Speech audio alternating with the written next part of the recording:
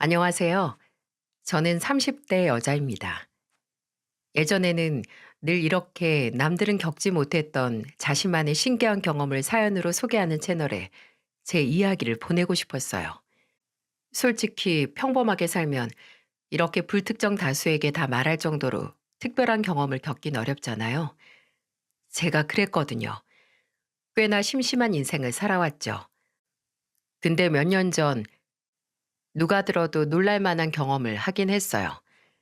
하지만 차마 남들에게 말할 용기가 없었고 또 아직도 그때의 충격이 가시지 않기도 했었거든요. 늘 다른 분들의 이야기를 들으면서 언젠가 나도 보내보면 여러분의 위로를 받을 수 있겠다라는 생각을 했었고 드디어 이렇게 제 이야기를 보낼 수 있게 됐습니다. 저와 남편은 무려 6년 동안 연애를 했었어요.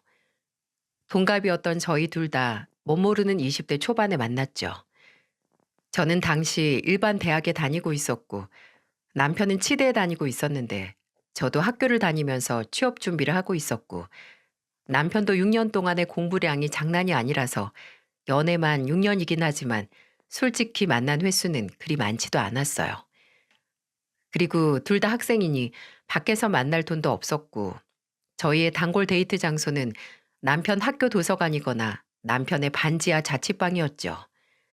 6년이란 시간 동안 만나게 되면 어느 순간 정말 있으면 그냥 자연스러운 공기처럼 편하고 없으면 허전한 가족 같은 사이가 되는데요. 저희 부모님도 남편이 제 남자친구였을 때부터 알고 지내셨고, 저도 이전부터 남편의 부모님을 알고 있었어요.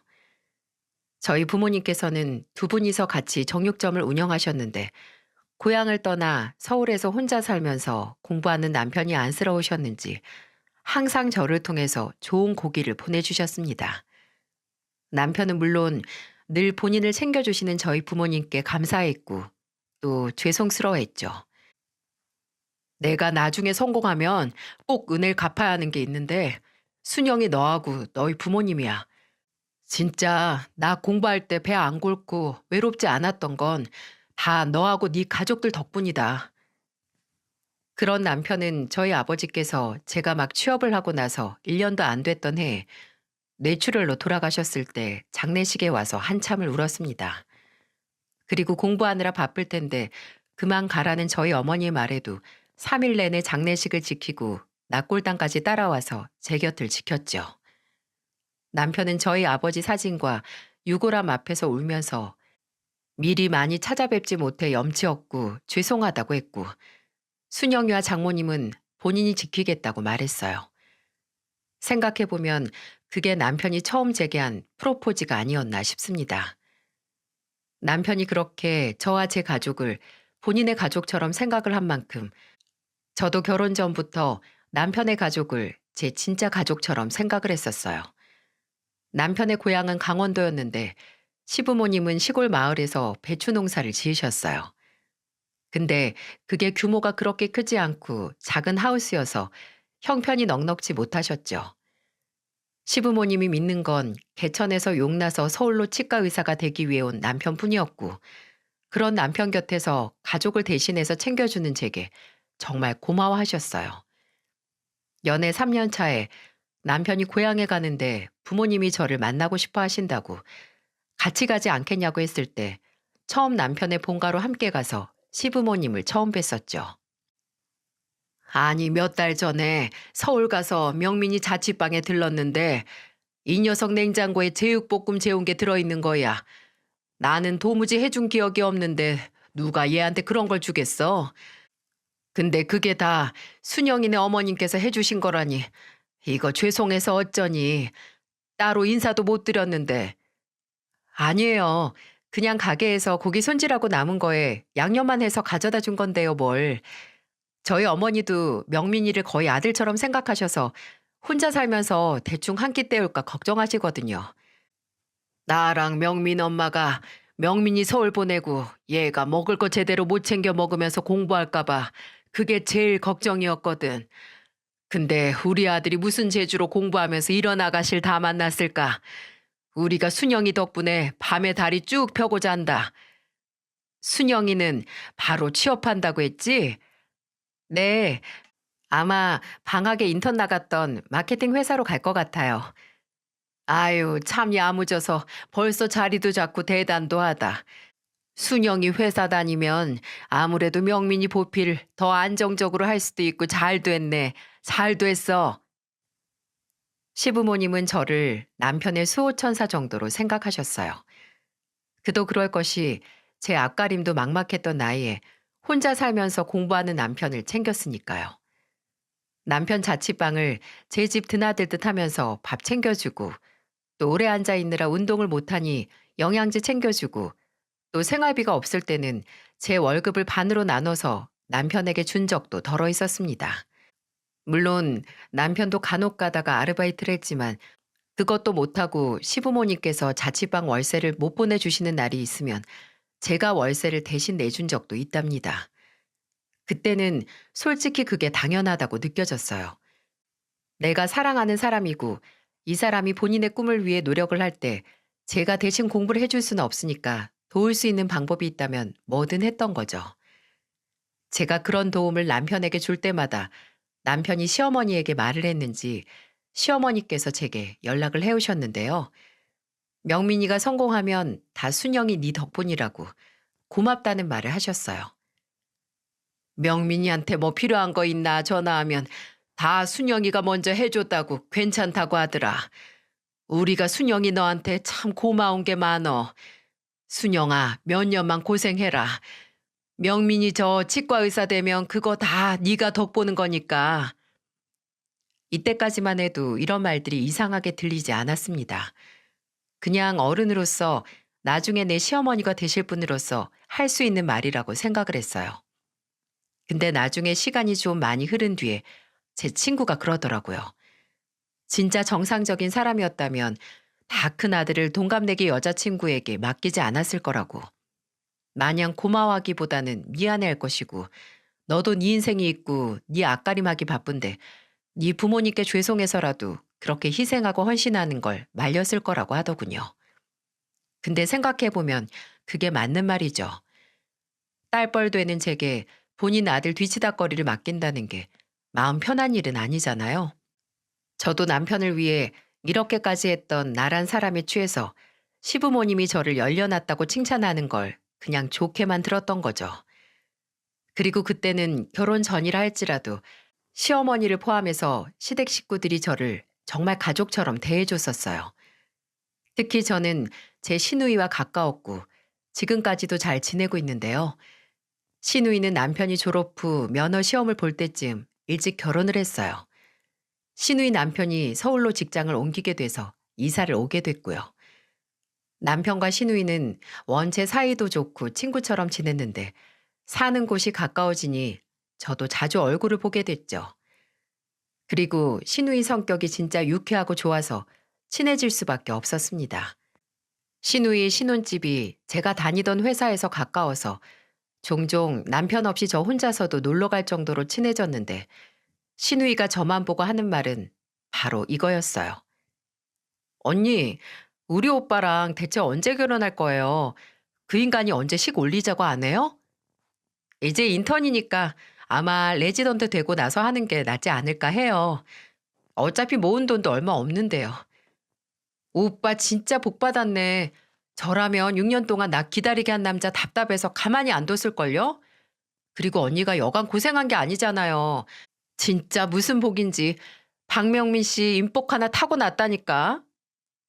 그렇게 말하던 신우이는 진짜로 속이 답답했는지 남편에게 직접 말을 했나 보더라고요. 남편이 서로 상의를 했던 것보다 더 일찍 제게 프로포즈를 했으니까요. 나중에 그 프로포즈를 받아들이고 나서 남편에게 듣기로는 신우이가 무섭게 경고를 했다고 하네요.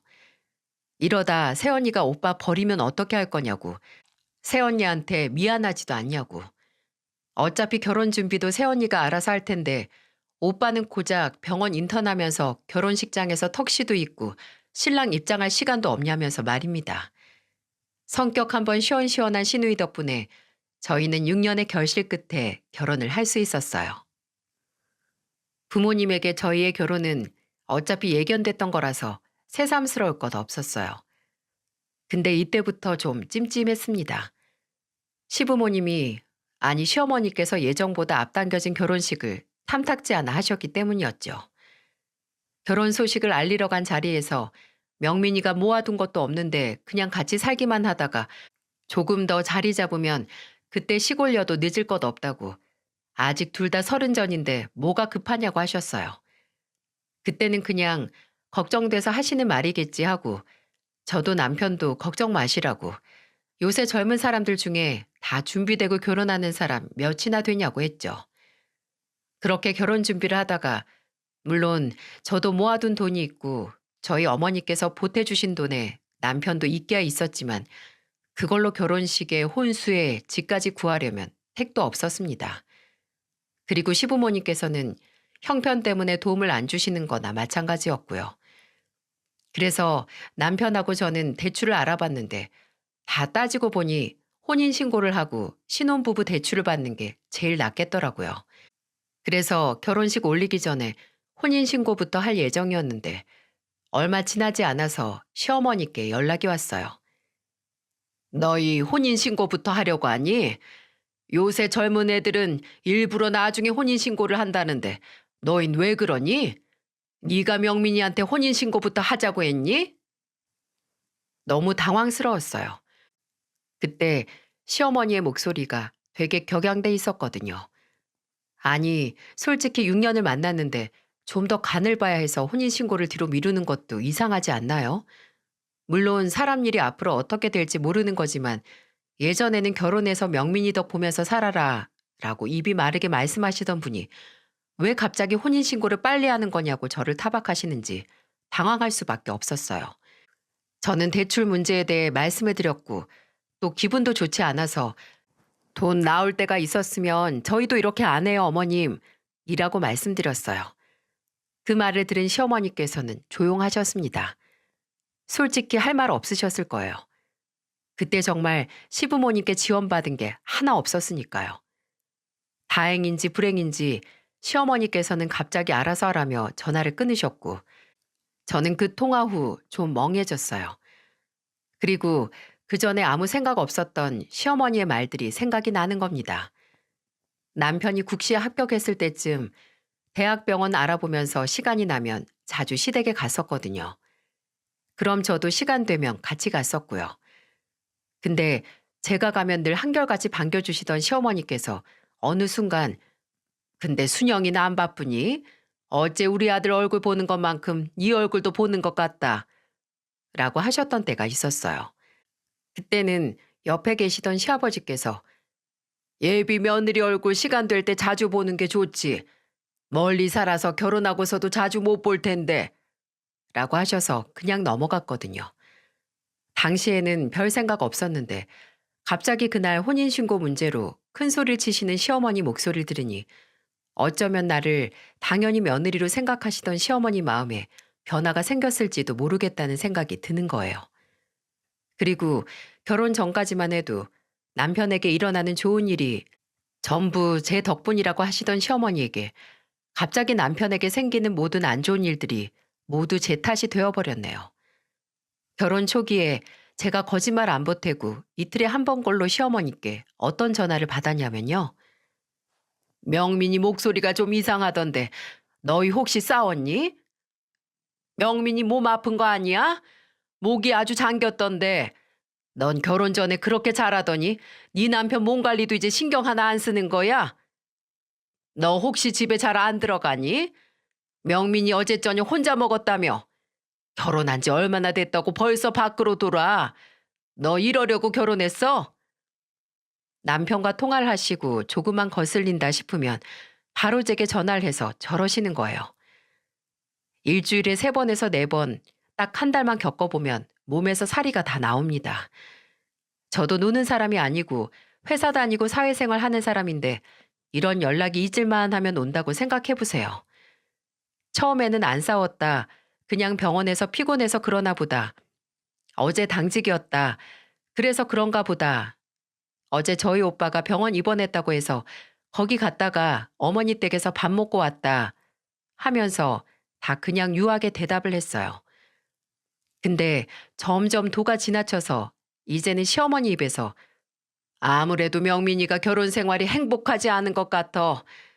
내 아들이 이렇게 전화를 받는 애가 아닌데. 라는 말까지 나오니까 와 돌겠더라고요. 그래서 아예 원인을 없애야겠어서 남편에게 시어머니 전화를 받지 말라고 했습니다.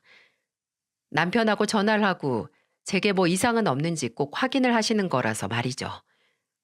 물론 남편이 제 말을 듣고 시어머니 전화를 받지 않자 제게 득달같이 전화를 해서 명민이가 전화를 안 받네.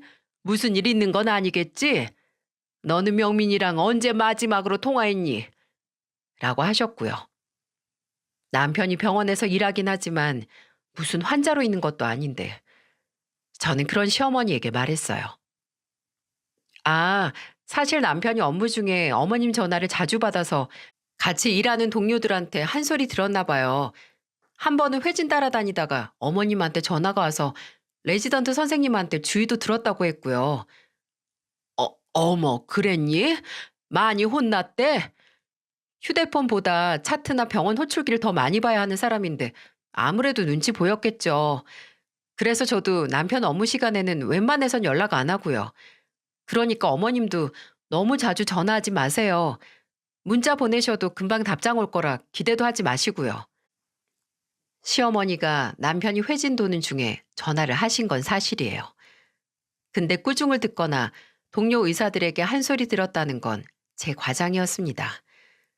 그저 시어머니가 제발 아들이나 며느리인 저를 가만히 뒀으면 해서 살짝 거짓말을 한 거였어요. 다행히 시어머니는 그 후로 남편에게 집착에 가까운 연락은 하지 않으셨습니다. 의사 된 아들이 행여 병원에서 밉보여서 출세길에 이상이라도 갈까 무서우셨겠죠. 근데 한동안 연락은 안 하시다가 이제는 아예 찾아오시더라고요. 하루는 일하는데 또 시어머니께 연락이 와서 받았더니 시누이 보러 서울 왔다가 시간이 남아서 너희 집에도 들렀는데 현관 비밀번호 좀 알려달라고 하시는 겁니다. 일단 밖에서 기다리시라고 할 수 없어서 도어락 번호를 알려드렸는데 불안한 거예요. 저도 남편도 없는 집에 시어머니 혼자 계시니까요. 아니나 다를까 제가 퇴근하기 전까지 집안을 아주 누비고 다니셨는지 제가 도착하자마자 순영이가 의외로 게으르구나 하시면서 창틀의 먼지부터 시작해서 렌지가 끈적거리고 바닥에 머리카락은 왜 이렇게 많냐고 집에서 머리를 묶던가 차라리 자르라는 소리까지 하시더군요. 그 후로도 연락 안 하시고 들이닥치는 날이 늘었습니다. 제가 정말 듣기 싫었던 건 시어머니가 저희가 결혼한 후에 제게 너 변했다 라고 말하던 거였어요. 결혼하고 나니 잡은 물고기라고 이제 정성 들이지 않는 거냐며 제게 예전에 하던 그 헌신은 다 어디 갔냐고 하셨죠. 아니, 그 헌신 받던 당사자인 남편도 제게 변했다는 소리를 안 하는데 왜 시어머니께서 저러시는 걸까요? 남편이 서포트 필요할 때는 그거 대신 해주는 저를 그리 예뻐하시더니 이제 그 서포트가 필요 없으니 알아서 떨어져 나가라고 괴롭히는 거잖아요. 남편은 그런 시어머니의 태도를 치과 의사 아들 둔 부모로서 욕심이 과해져서 좀 오만해지신 것 같다. 우리 엄마도 별 수 없다고 하면서 늘 제게 미안해했습니다. 그래서 중간에서 시어머니가 직접 제게 뭐라고 하시려고 하면 막으려고 노력도 하고 제게 웬만해서는 시어머니 연락도 받지 말라고 하더군요. 본인이 알아서 한다고. 근데 아무리 그래도 직접 찾아와서 저를 갈구는 시어머니는 어떻게 해야 했을까요? 저는 아들 집이라는 명목으로 매번 연락 하나 없이 쳐들어오는 시어머니를 막기 위해 지원군을 불렀습니다. 바로 저희 친정어머니하고 시누이였어요. 시누이는 워낙 말도 직설적으로 해서 시어머니가 좀 애먹으시거든요. 같이 있으면 우리 엄마 또 시작이네 하면서 딸인 시누이가 오히려 시어머니에게 잔소리를 했었고요. 그래서 시누이가 있는 날에는 한결 편했어요. 시어머니가 제게 뭐라 한 소리 하시려고 시동을 걸면 시누이가 아우 엄마 그만 좀 해. 엄마 아들한테나 시켜. 라고 하면서 시동을 꺼줬으니까요. 그리고 저희 어머니는 제가 매번 시댁이 멀면 뭐하냐고 한 달에 가까이 사는 엄마보다도 시어머니 얼굴을 더 많이 본다고 우는 소리를 하자 그럼 시어머니가 오시는 날 엄마를 부르라고 하시더라고요. 아무리 그래도 사부인이 있으면 좀 불편해서 일찍 가지 않겠냐고요. 그래서 저는 진짜 시어머니가 또다시 쳐들어오신 날 어머님 오셨으니까 저희 어머니도 초대해야겠어요. 라고 하면서 저희 어머니를 불렀습니다. 그렇게 몇 번 저희 집에서 저희 어머니를 마주치시고 좀 덜 오시더라고요. 이렇게 시어머니는 저희를 약간 통제하고 싶어 하셨어요. 아니, 정확히는 치과 의사인 남편을 통제하고 싶어 하셨고, 저는 그 통제를 방해하는 방해물 취급을 하셨죠. 남편이 레지던트 과정을 마치고 병원을 옮길 때 가려고 하는 병원 목록을 작성하고 고민을 했는데, 저는 그냥 부부로서 조건 다 따지면 이 병원이 가장 나은 것 같다. 당신 전임 교수도 추천하지 않았냐 했거든요. 남편도 어차피 제가 말한 병원을 제일 1순위로 생각을 하고 있었는지 제 말에 동의를 하더군요. 근데 그 얘기를 어떻게 받아들인 건지 시어머니께서 제게 전화를 해서 그러시는 겁니다. 예, 너는 왜 명민이를 마음대로 조정하려고 하니? 네가 말한 병원보다 돈 더 많이 주는 데가 있다던데 왜 거길 추천을 해? 하여간 너는 결혼 전에만 도움 줬지 결혼 후에는 참 아무짝에도 쓸모가 없다. 참나, 시어머니가 말한 병원은 연봉을 많이 준다고 해도 그건 초봉이고 남편도 저도 다 따지고 보면 다른 곳에 나중에 연봉 협상에 유리하고 위치도 그렇고 생각을 안 한 게 아니었거든요. 근데 시야가 좁은 건지 그저 초봉만 보고 네가 내 아들 앞길을 막는다며 역정을 내시는 시어머니. 저는 이제 긴 말도 하고 싶지 않아서 그럼 병원 리스트랑 조건을 다 보내드릴 테니 어머님께서 한번 따져보시라고 했습니다. 직접 보고 한번 직접 분석해 보시라고요. 그리고 진짜 자료를 휴대폰으로 전송했어요. 며칠 동안 아무 연락이 없으시더라고요. 머리 좀 아프셨을 겁니다. 5일 뒤에 남편이 시어머니에게 연락을 해서 왜 연락 안 주시냐고 생각해 보셨냐고 하니까 그제야 니들이 더 잘 알지 내가 뭘 아냐고 하시면서 한 발자국 물러서시더라고요. 그럴 거면서 대체 왜 제게 스트레스를 주시는 건지. 이럴 거면 차라리 속은 기분이라도 없게 결혼 전에 반대나 하시지. 제가 결혼 생활 동안 마음 먹고 시어머니께 어머님, 제가 그렇게 마음에 안 차시냐고 결혼 전에는 잘해주시다가 갑자기 저한테 이러시는 이유가 뭐냐고 여쭤보면 시어머니는 전혀 모르겠다는 얼굴로 그러셨어요. 내가 왜 널 마음에 안 차냐고. 그냥 제가 결혼 전이랑 후가 달라서 그런 거라고 말입니다. 문제는 내가 아니라 너라고 하는 시어머니. 제게 책임을 전가한 겁니다. 비겁한 변명이었죠. 이미 남편은 의사가 됐는데 제가 전처럼 혼자 돈 벌면서 공부하는 남편 먹여 살리고 서포트할 수 없는 거잖아요. 그냥 예전에야 아들에게 도움이 되니까 지켜봤는데 막상 마음에 차지 않으니 손해봤다라고 생각을 해서 화풀이를 하시는 거예요. 시어머니께서 걸고 넘어지시는 것 중에 제가 가장 힘들었던 건 단연코 임신 문제 때문이었네요. 전국의 며느리이신 분들은 공감하실 겁니다. 시부모님이 임신으로 눈치 주실 때마다 진짜 속상하고 답답한 거요. 제가 결혼하고 5년 동안 애가 안 생겼거든요.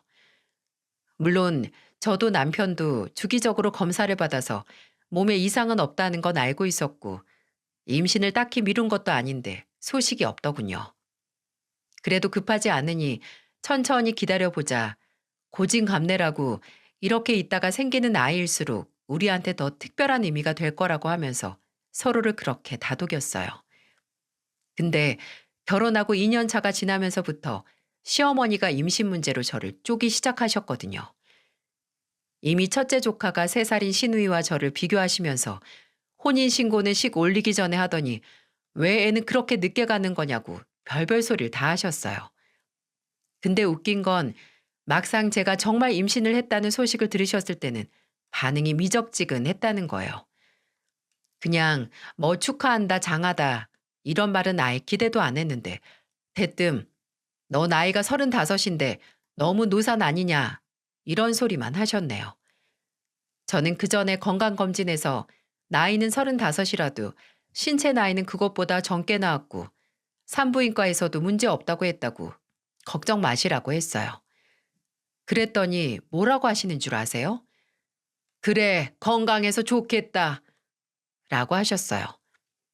그 후에도 남편이 전화를 드려서 제 몸 상태나 임신에 대한 이야기를 하면 왠지 듣기 싫어하시고 다른 얘기를 꺼내시는 것 같더라고요. 그 당시 시누이가 저보다 2달 일찍 임신을 해서 둘째를 가졌는데 처음에는 이미 시누이의 임신 소식을 듣고 무덤덤해지셨나 했지만 아예 듣고 싶지 않아 하시는 것 같으니 기분이 좀 이상했어요. 근데 진짜 이상했던 건 임신 5개월 정도 됐을 때 저희 집으로 배달된 상자였습니다. 시댁에서 온 거였는데 택배 상자에 든 건 다름 아닌 한약이었어요. 처음에는 귀한 아들 먹이라고 보내셨나 보다 했는데 택배 잘 도착했냐고 전화를 하신 시어머니는 그 보약을 저를 위해 지은 거라고 하셨어요. 명민이한테 들어보니까 너 요새 입맛도 없고 살도 빠졌다며? 임산부가 살이 붙어야지 빠지면 쓰니? 그거 입맛 돋우고 그 자궁에도 좋고 피를 맑게 해준다고 하니까 매일 한 개씩 공복에 먹어라. 네 시아버지 친구가 효과 좋다고 한 집 가서 지은 거니까 싹 먹어. 아우, 이런 거 안 보내셔도 되는데 감사합니다, 어머님. 정말 잘 먹을게요. 아니다. 내가 경황이 없어서 일찍 못 보내주고 이제서야 보내주네. 늦기야 늦었지만 늦은 만큼 귀한 손주 가진 거니 음식 잘 챙겨 먹고 그 한약도 잘 챙겨 먹어서 건강한 아이 낳으렴. 꿈인가 했습니다. 살다 살다 시어머니께 이렇게 챙김을 받을 줄이야. 물론 여러분은 시어머니의 이런 행동이 수상하다고 생각하시겠죠? 근데 지극히 상식적으로 평범하게 생각을 하면 시어머니가 임신한 며느리에게 다른 꿍꿍이가 있다는 게 더 이상하잖아요. 차마 혹시? 라는 생각은 못하고 그저 감사히 잘 먹고 진짜 건강한 아이를 출산해야지 이런 생각을 했어요. 그래도 임신했을 때는 특히나 한약을 가려 먹어야 하잖아요. 그래서 남편이 시어머니께 전화를 해서 이거 임신했는데 먹어도 되냐고 따로 처방을 받고 지어야 하는 거 아니냐고 했어요. 그랬더니 시어머니께서는 괜찮다고 체질 상관없이 그냥 임산부들 몸보신하는데 먹는 거라고 하셨습니다. 걱정하던 건 해결이 되긴 했지만 사실 제가 원래 한약을 정말 못 먹고 그 약재 특유의 냄새를 기겁하거든요. 수험생일 때 부모님이 지어준 한약도 안 먹고 가방 안에서 섞이다가 결국 터트려서 사단을 낸 게 바로 접니다. 그래도 이게 평생 몇 번 오는 기회도 아니고 그 시어머니가 보내주셨다니 먹으려고 시도는 했어요. 하지만 딱 한 번 입에 머금었다가 바로 뱉은 후로 냄새도 못 맡겠는 거예요. 시어머니가 주기적으로 연락을 하셔서 약은 잘 먹냐, 몸은 괜찮냐 물으시면 잘 먹고 있다고 대답은 하긴 했지만 처음 한 봉지를 한 입 먹고 버린 뒤에 나머지 봉지들은 까보지도 않았어요. 남편도 냄새 맡고 이건 진짜 먹을 게 못 된다고 한 걸 임산부가 잘 먹기는 힘들었죠. 근데 그때는 차마 맡을 수도 없었던 그 고약한 냄새가 저와 제 아이의 목숨을 살릴 거라는 걸 누가 알았겠어요? 한약을 받고 몇 주 시간이 지나고 시누이가 저희 집에 놀러 온 날이 있었어요. 사는 곳도 가까워서 자주 놀러 왔었는데 시누이가 입덧이 심해진 이후로 못 오다가 오랜만에 온 거였거든요. 이제는 입맛이 팍팍 돌아서 하루에 4-5개 먹는다는 시누이에게 토스트 구워주고 고기 구워주고 과일 깎아주고 했는데 그러다가 식탁 옆에 있는 한약이 든 박스를 보고 시누이가 말했어요. 이거 뭐예요? 한약이네? 오, 오빠가 언니 먹으라고 지어왔나 봐요? 아주 지극정성이셔. 아, 그거 남편이 아니고 어머님이 보내주셨어요. 어머, 우리 엄마가 웬일이야? 이제 정신 좀 차리셨나? 근데 웃긴다. 나 임신했을 땐 이런 거 하나 없었는데. 아가씨는 나보다 젊잖아요. 나는 노산이라고 챙겨주신 것 같은데 아가씨한테는 필요가 없는 거니까 안 주신 거겠죠. 노사는 무슨 언니랑 나랑 나이 차이 얼마나 난다고. 다 흘려들어요. 우리 엄마 옛날 사람이라 아주 20대 중반에 딸린 자식 셋은 돼야 한다는 마인드라니까요. 근데 어째 박스에 한가득이네? 먹은 지 얼마 안 됐나 봐요? 아니, 보내주신 지는 한참 됐는데 내가 도저히 못 먹겠더라고요. 일단 어머님한테는 매일 먹고 있다고 하긴 했는데 아가씨, 이거 비밀이에요. 막상 보내주셨는데 안 먹으면 또 뭐라 하실 거 아니에요. 걱정 마요. 말 안 해요. 근데 얼마나 끔찍한 맛이길래 이렇게 남겼어요? 언니, 이거 어차피 임산부 먹는 용으로 지은 거죠? 그럼 나도 먹어도 되나? 그렇긴 한데 한약 막 먹긴 좀 그렇지 않아요? 아가씨 한약 먹고 싶으면 내가 지어다 줄게요. 아니, 됐어요. 그냥 궁금해서요. 그리고 내가 약발이 기가 막히게 봤거든요. 저 하나 먹어볼게요. 그렇게 말한 신우이는 하나를 따서 바로 쭉 마셨습니다. 근데 반절 먹고 너무 쓰다고 언니가 왜 못 먹었는지 알겠다며 안 먹더라고요. 그리고 나서 입가심한다고 냉장고에 있던 아이스크림 꺼내서 먹었는데 한 3, 40분 정도 지났을까요? 신우이가 갑자기 배가 아프다고 하는 겁니다. 언니, 나 이거 왜 이러지? 갑자기 배가 아파요. 아프다고 부여잡는 신우의 배를 만져보니 돌처럼 땅땅하게 굳은 겁니다. 신우이는 갈수록 통증이 심해진다고 했고 나중에는 땅에 주저앉아서 일어서지 못했어요.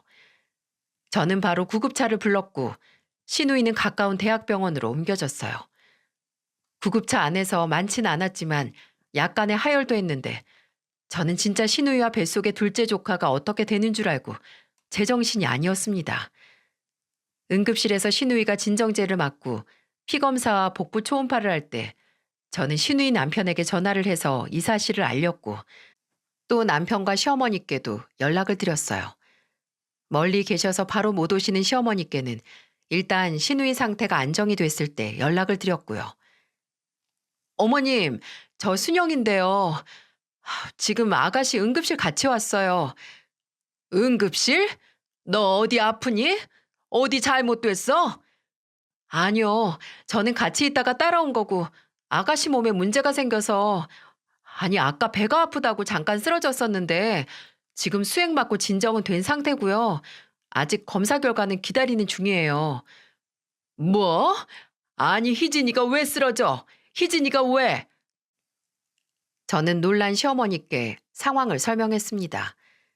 저희 집에서 같이 있다가 갑자기 배를 쥐어잡고 주저앉았다고요. 일단 의사가 뱃속 아기에게 별다른 이상이 보이지 않으니 걱정 말라고도 말씀을 드렸고요.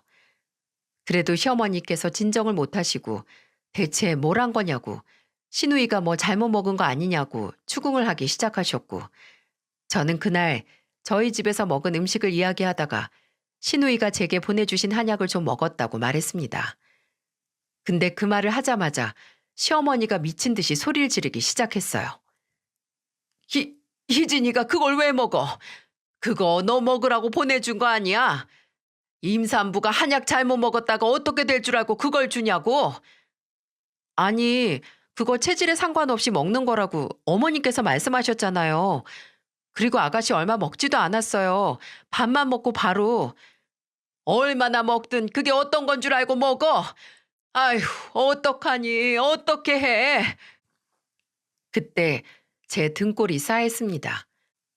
며느리에게는 체질에 상관없으니 걱정 말고 먹으라던 한약을 갑자기 신우이가 먹었다니 그게 어떤 건 줄 알고 먹은 거냐며 하는 게 이상하잖아요. 저는 그때 그 한약이 문제일 수 있겠다 싶어서 시어머니에게 물었어요. 어떤 건데요? 뭐, 뭐가 말이니? 그 한약이요. 대체 어떤 건데 어머님께서 그러시는 건데요? 어머님, 대체 저한테 뭘 보내주신 거예요? 제가 그렇게 물으니 방금 전까지만 해도 속상해 죽겠다며 우리 희진이랑 손주 괜찮은 거 맞냐고 발을 동동 구르시던 시어머니가 갑자기 침묵하시더군요. 그러더니 갑자기 한약이 한약이지 무슨 소리냐고 했고 지금 당장 갈 테니까 희진이가 있는 병원이나 문자로 찍어서 보내두라고 하고 전화를 끊으셨어요. 솔직히 이때까지만 하더라도 확신은 하지 못했습니다. 너무 끔찍하잖아요. 정말 그 한약이 문제라면 시어머니가 해코지를 하려고 했던 건 다름 아닌 저였는데 말이죠. 설마 사람이 그러기야 했겠어? 라는 생각을 하긴 했는데, 그리고 몇 시간 뒤에 병원에 저와 남편, 그리고 신우이의 남편과 시부모님이 신우이가 입원한 병실에 모였습니다. 다행히 신우이의 몸 상태가 괜찮아져서 일반 병실로 옮겼는데, 의사는 병실로 찾아와 몸에 이상은 없지만 피검사에서 자궁 수축과 복통을 일으켰을 수도 있는 무슨 성분이 발견이 됐다고 신우이에게 그날 먹은 음식 중 의심 가는 거 없냐고 물었습니다. 신우이가 그 전날 저녁부터 쓰러지기 직전까지 먹었던 음식을 나열할 동안 저는 신우이 곁에 있는 시어머니를 보고 있었어요. 제게서 분명 한약 이야기를 들은 사람이 신우이가 미처 한약 생각은 안 났는지 음식 이야기만 하고 있을 때 가만히 있더라고요. 저는 만약 내가 생각하는 게 아니더라도 여기서 확인을 해야겠다 싶었고, 신우이가 먹은 음식을 다 말했을 때 입을 열었어요. 아가씨, 한약도 먹었잖아요. 우리 집에 있던 거. 아, 맞다. 임산부한테 좋다는 한약도 먹었어요. 아, 당신 먹으라고 엄마가 보내주신 거? 어, 근데 난 못 먹었잖아. 그게 처방도 필요 없고 그냥 체질에 상관없이 먹을 수 있는 한약이라고 했죠, 어머님? 안 먹었다고? 너 분명 나한테는 먹었다고 했었잖아. 아, 죄송해요. 도저히 써서 못 먹겠더라고요. 원래 한약 잘 못 먹고 내원하시는 임산부들이 간혹 있어요. 근데 임산부용으로 지었으면 검사 결과가 이렇게 나올 수가 없는데 혹시 무슨 약재 썼는지 대표적으로 생각나는 거 있으신가요? 제 말을 들은 의사가 시어머니를 향해 물으니 시어머니는 대답을 하지 않고 눈을 피하는 게 아니겠어요? 그러더니 기억이 안 난다며 오히려 큰 소리를 치는 겁니다. 아유, 내가 그걸 어떻게 다 기억을 해요. 내가 직접 지은 것도 아니고. 그리고 분명 그 선생이 체질 상관없다고 임산부면 다 먹어도 된다고 했어요. 그러니까 내가 며느리 준 한약 때문에 이럴 일은 없어. 알아들어요? 근데 어머님, 아까 저한테는 아가씨가 그게 어떤 건 줄 알고 먹은 거냐고 하셨잖아요.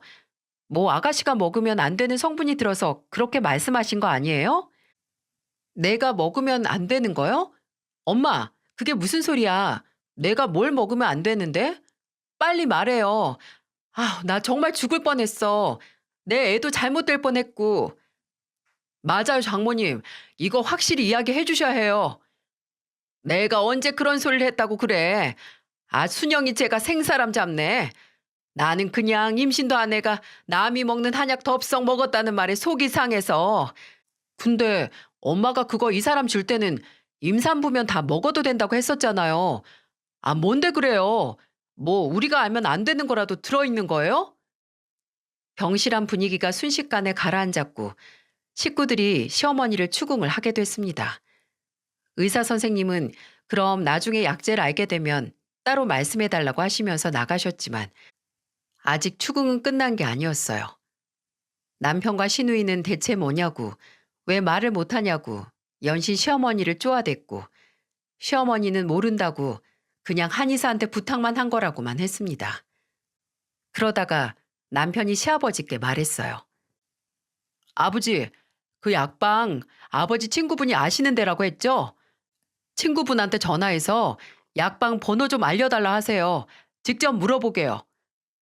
아이 참 얘가 왜 이래? 뭘 그렇게까지 한다고 하니? 엄마가 아니라고 하면 좀 아닌 줄 알고 있지. 남편이 시아버지에게 바로 약방 연락처를 알려달라고 하자 시어머니가 펄쩍 뛰시는 게 아니겠어요? 그리고 시아버지께서 주머니에서 휴대폰을 꺼내자 그걸 빼앗아 들기까지 했습니다. 이미 행동으로 그 한약에 뭔가 문제가 있다는 걸 증명한 거나 마찬가지였죠. 병실 안에 있는 가족들이 모두 한마음으로 시어머니를 추궁했습니다. 당장 말하라고. 대체 뭘 한 거냐고 몰아붙였죠. 그러니 나중에는 시어머니가 아예 시누이가 누워있던 침대에 풀썩 주저앉아서 우시려고까지 하시는 거예요. 그런 시어머니를 보면서 남편은 한숨을 쉬면서 다시 한번 말했어요. 엄마, 어차피 약방에 전화하면 바로 아는 거니까 괜히 나중에 일 더 크게 만들지 말고 그냥 여기서 말해요. 얼른. 네? 사람 미치게 하지 말고 말 좀 해달라고요, 좀. 그만 좀 해, 그만. 그래, 내가 순영이 제 뱃속에 애 떼려고 약 지어다 보냈다. 됐니? 뭐라고요? 엄마, 지금 무슨 소리예요? 당신 제정신이야? 아니, 애를 떼다니. 그게 무슨 소리야? 그렇게 몇 년 동안 안 생기던 게 왜 이제야 생긴 건지, 하필 왜 지금에서 생긴 건지 시간을 되돌릴 수도 없고, 그렇다고 낳고 나서 너네 헤어지라고 할 수 없어서 내가 애 없애려고 했다. 없애려고. 참, 악마가 해도 무시무시할 말을 당당하게 잘 하시더라고요. 제 배를 가리키며 애를 떼려고 했다는 말을 하는 시어머니를 보고 온몸에 소름이 끼쳤습니다. 시어머니는 위염에 좋은 약재가 있는데 그게 옛날부터 임산부가 먹으면 치명적이라고 큰일 난다고 하던 게 있었대요. 그래서 그걸 제게는 임산부에게 좋다고 속여서 보내고 제가 그걸 먹고 애가 떨어지길 기다렸다는 겁니다. 이 끔찍한 계획의 이유를 차마 안 물어볼 수가 없었는데 남편이 제정신이냐고 왜 이런 짓을 했냐고 묻자 시어머니는 이렇게 말했습니다. 너 막 임신했을 때 미숙이가 연락이 왔었어. 당신 친구, 그 식당 한다는 여자. 예전에야 식당 했지. 늦게 재혼해서 남편하고 땅 투자하다가 돈을 얼마나 많이 벌었는데 그 여자 앞으로 된 건물만 2개야, 2개. 근데 얼마 전에 지 딸 3년 살다가 못 참고 이혼했다고 하는 거야. 그리고 하는 소리가 명민이 너무 일찍 결혼했다고. 아직까지도 총각이면 지 딸이랑 결혼시켜서 벌써 서울 목 좋은데 치과 개원해 줬을 거라고 하는 거야. 그 후로도 너 아직도 잘 사냐고, 뭐 헤어질 김이 안 보이냐고 하는데 내가 내 돈으로 내 아들 병원 차려줄 능력은 없어도 다른 방법으로 병원 차려줄 수 있는데 뭘 못하겠어. 그래서 그랬다고요? 그게 이 사람 뱃속에 내 자식 없애가면서까지 할 수 있는 일이었다고요? 엄마 진짜 미쳤어요? 이거 살인이야, 살인. 엄마 손으로 엄마 손주 죽이려고 했던 거라고요. 그리고 정말 잘못했다가 이 사람까지 잘못됐으면 어쩔 뻔했어. 희진이도 지금 이러고 있는데 산모한테는 문제 없을 거라고 했어. 그냥 애만 떨어진다고 했단 말이야. 그리고 희진이도 얘도 괜찮잖니?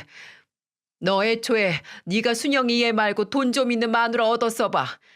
이 엄마가 이렇게까지 했겠냐? 그저 예정 못 잊고 지 앞길 지 손으로 막아놓고 왜 큰 소리야? 이미 시어머니는 제정신이 아닌 것 같았어요. 엄연히 피해자가 있고 본인 손으로 본인의 딸과 손주를 잘못되게 할 뻔한 사람이 너무나 태연하고 당당하더군요. 도저히 제정신이 아닌 사람에게 말해봤자 무슨 의미가 있을까 싶긴 했는데 그때 침대에 있던 신우이가 말했어요. 엄마, 나가. 희진아, 나가라고. 나 2번 다시 엄마 보고 싶지 않아. 나도 애도 괜찮다고? 그게 변명거리가 된다고 생각해? 희진아, 엄마가 너한테 이러려고 한 게 아니고. 됐어. 그게 뭐가 중요해? 그 한약을 먹은 게 나나 세연이나 어쨌든 엄마는 임산부 뱃속에 있는 애 유산시키려 한 거잖아. 그런 계획까지 한 엄마, 난 도저히 끔찍해서 볼 수가 없어. 그러니까 나가. 그리고 나 볼 생각도 하지 마. 그리고 엄마가 죽일 뻔한 내 애도 볼 생각하지 말고. 시어머니의 끔찍한 계획의 희생양이 될 뻔한 신우이는 크게 분노를 했습니다. 그리고 시어머니와 아예 연을 끊고 살겠다고 하고 시어머니를 병실 밖으로 내쫓았어요.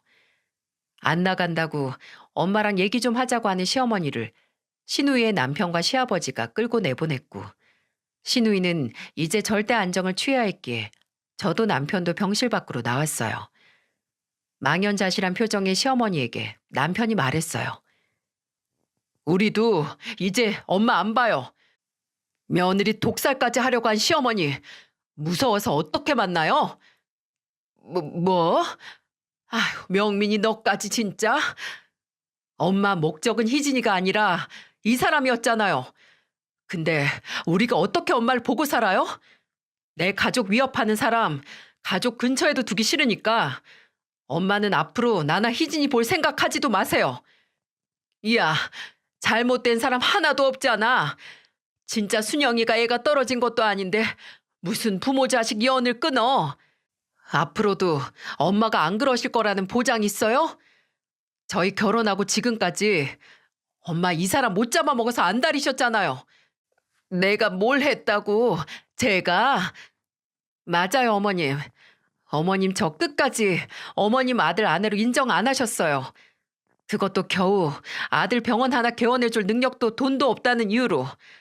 근데 어머님, 이 사람 면허 따기 전까지 제가 무슨 일을 했는지 그건 다 까먹으셨나 봐요? 그저 아들한테 도움이 될 만큼 달면 삼키고 이제 필요 없어지니까 써서 뱉으려고 하시나 본데 저는 어머님한테 삼켜지기도 뱉어지기도 싫으니까 이제 그렇게 눈에 안 차는 며느리 아예 안 보고 사시면 되겠네요. 서로 마음 편하게. 저희는 남편을 붙잡은 시어머니를 떼어내고 병원을 나섰습니다. 다행히 신우이와 뱃속의 아기에게는 문제가 없었고 이틀 입원하다가 퇴원을 했어요. 저도 그 문제의 한약을 아예 안 먹은 게 아니고 한 모금 정도는 먹었었기에 혹시나 해서 검사를 했지만 문제가 없었고요. 신우이는 그날 말했던 것처럼 시어머니의 모든 연락을 무시하고 심지어 서울까지 찾아온 시어머니를 피해 본인의 시댁으로 가서 지내기도 했어요. 물론 저희 집에도 찾아왔지만 저희도 만나주지 않았고요. 시어머니가 제게 사과를 하겠다고 하셨지만 저는 할 필요 없다고 했습니다. 어차피 받을 생각도 없다고 괜한 짓 해서 힘 빼지 말라고 했네요. 어떻게 사람이 그런 짓을 할까요? 완전한 남이 임신을 했는데 몸에 이상이 있다고 해도 걱정이 되는 게 사람의 측은지심인데 본인 피부치를 없애려고 그렇게 비열한 계획까지 하다니 대체 어떻게 된 정신머리면 그럴 수 있냐고요. 신우이도 저도 몇 달 뒤 걱정했던 게 무색할 만큼 건강하게 출산을 했지만 그때도 역시 시어머니에게는 연락을 하지 않았습니다. 혹시 시아버지에게 저희가 출산한 병원이나 조리원을 알려드리면 시어머니가 쫓아오실까봐 시아버지께 비밀로 하고 사진만 보내드렸어요. 놀랍게도 그 후로 2년 동안 시어머니를 안 보고 살고 있습니다. 솔직히 시어머니라고 부르고 싶지도 않네요. 처음에는 이 일은 저희 어머니께서 속상해 하실까봐 말씀을 안 드렸는데 저희 오빠가 새언니에게 말하고 새언니가 어머니에게 알리는 바람에 아들이 태어난 후에 다 들통나고 말았어요. 어머니는 당장 고소를 할 거라고 이건 살인미수나 다름없다고 길길이 날뛰셨고 그 마음은 100번 이해를 했지만 저는 어머니를 말렸습니다. 이미 본인의 한참 잘못된 행동으로 자식 둘을 잃은 거나 마찬가지라고 고소당해서 수감되는 것보다 어쩌면 더한 벌을 받은 거나 다름없으니 그냥 넘어가자고 했어요. 그리고 그 벌을 받은 시어머니는 지금까지도 어떻게 해서든 용서를 받기 위해 홀로 외로운 춤을 추고 계십니다. 잊을만 하면 연락하고 찾아오시기도 하지만 저도 그리고 신우이도 모른 척하고 있어요. 지난번에는 남편에게 혹시 신경이 쓰이면 당신은 어머니 뵙고 오라고 하긴 했는데 남편은 본인 어머니가 지으려던 애가 당신 아이일 뿐 아니라 내 아이이기도 했다고 이건 아무리 시간이 지나도 용서할 수 없는 일이라고 단호하게 말하더군요. 저는 제 몸이라서 더 많이 화가 나고 예민했던 거지만 남편도 본인의 가족을 위협했다는 사실에 단단히 마음을 먹은 것 같았어요. 그럴 수밖에 없겠죠. 아무리 가족이라도 결코 용서할 수 없는 일이 있기 마련이니까요. 앙금은 언젠가 눈 녹듯이 녹을 수 있다고 하지만 저는 아마 시어머니에 대한 원망과 두려움이 결코 사라지지 않을 것 같아요. 왜냐하면 그런 일이 있었다는 게 거짓말처럼 하루가 다르게 크는 제 아들을 볼 때마다 하마터면 이렇게 예쁜 내 아들을 잃었을 수도 있었다는 생각이 들면서 오히려 그 원망이 더 커지고 있었거든요. 그리고 그 이야기를 신우에게 했더니 제 말에 10분 공감을 하더군요. 제 친구들에게도 차마 말하지 못한 이야기를 이렇게 후련히 하니까 제 속이 좀 편해지는 것 같습니다. 제 사연을 많은 분들에게 쏟아낸 만큼 제 속이 한결 가벼워져서 그 끔찍한 사건이 그저 과거이고 지나간 일이 돼서 저희 가족에게 없었던 일이 됐으면 좋겠습니다. 이야기를 들어주셔서 정말 감사합니다. 꽃피는 봄, 소중한 가족들과 좋은 추억 많이 만드시길 바랍니다.